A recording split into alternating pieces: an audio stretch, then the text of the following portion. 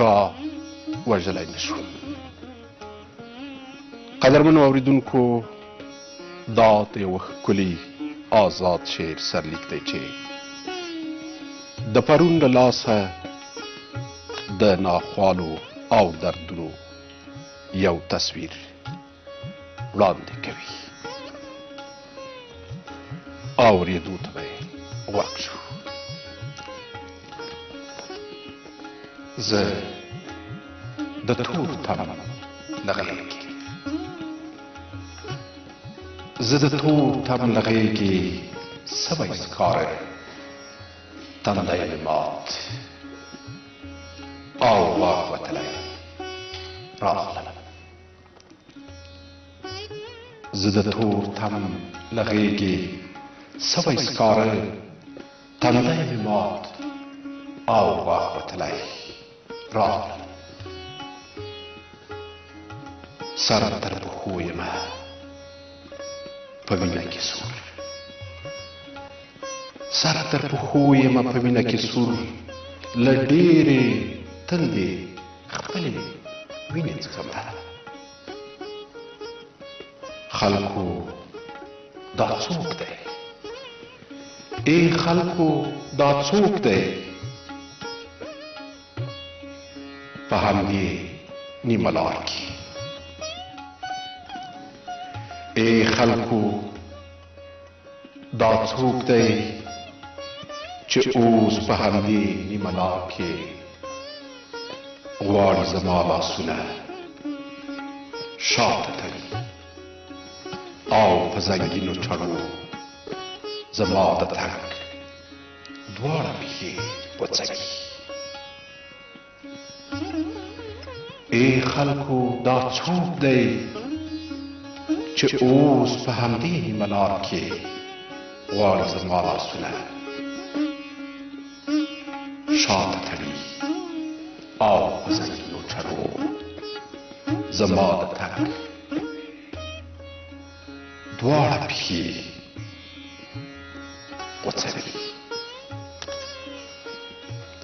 خو ما وژلی نه شي. په ما به هر څه ناکردي تېرې شي، په ما به هر څه ناکردي تېرې شي. زه به خوځېږم او ښویېږمه په خپله سینه، تم به نه شم او د سبا ښار ته به ورسېږم. زما د تګ دواړه پښې غوڅوي، خو ما وژلی نه شي. په ما به هر څه ناکردي تېرې شي. زه به خوځېږم او ښویېږم په خپله سینه، تم به نه شم خو تم به نه شم او د سبا ښار ته به ورسېږم. هلته به چیغې وکړم په زوره زوره، هلته به چیغې وکړم په زوره زوره، زه د تور تم له غېږې، زه د پرون له لاسه همداسې ښکاره، زه د پرون د لاسه همداسې سوی ښکاره، تندی مې مات غاښ مې وتلی، لاس مې تړلی، لاس مې تړلی، بې پښو راغلمه، خو چا وژلی نه شو.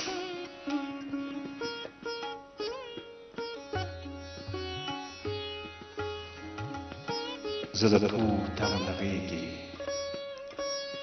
زه د تور تم له غېږې سوی ښکاره، تندی مې مات او غاښ وتلی راغلم. سر تر پښو یمه په وینه کې سور، له ډېرې تندې خپلې وینې څښمه. خلکو دا څوک دی؟ خلکو دا څوک دی؟ ای خلکو دا څوک دی چې اوس په همدې نیمه لار کې غواړي زما لاسونه شاته تړي او په زنګینو چړو زما د تک دواړه پښې وڅوي خو ما وژلی نشي